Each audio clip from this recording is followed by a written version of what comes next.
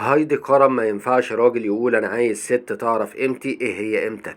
وجهت الفنانة هايدي كرم نصيحة للشباب والفتيات المقبلين على الزواج حول اختيار شريك الحياة المناسب والصفات التي ينبغي عدم التنازل عنها.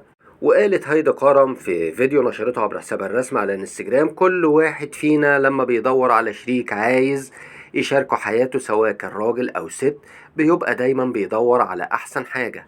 يعني الست بتبقى عايزة راجل كريم وحنين وجدع ومعطاء ومخلص ولذيذ ودمه خفيف وعميق ومش تافه رياضي.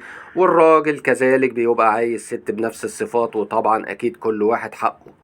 كمان كملت وقالت: بس قبل ما ادور على افضل راجل او ست لازم انا كمان اكون احسن نسخة من نفسي، وبالتالي لما اشتغل على نفسي واوصل ان انا اكون احسن نسخة مني واسعى دايما ان اتطور ساعتها من نفسي هجذب احسن حد. ولكن ما يبقاش انا قاعد عندي مشاكل وفيا العبر واقول انا عايز حد ياخدني ويشيلني من على الارض شيل. وختمت حديثها قائلة: ما ينفعش راجل يجي يقول أنا عايز ست تعرف قيمتي.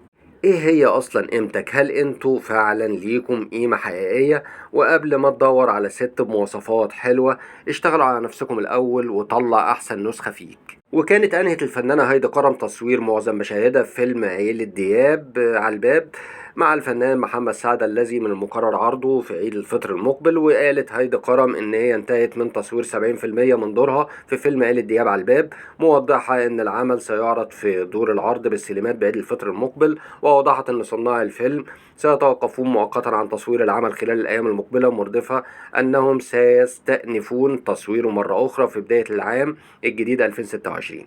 وبتلعب هايدي كرم شخصية سيدة غنية تدعى ليلى، متزوجة من رجل أعمال ولديها ولد وبنت، مشيرة إلى أن دورها يبتعد عن الشر، قائلة بمسها: الحمد لله الدور المرة دي طيبة جدا، كفاية الشر اللي عملته قبل كده في أعمالي، ويا رب الدور يعجب الجمهور.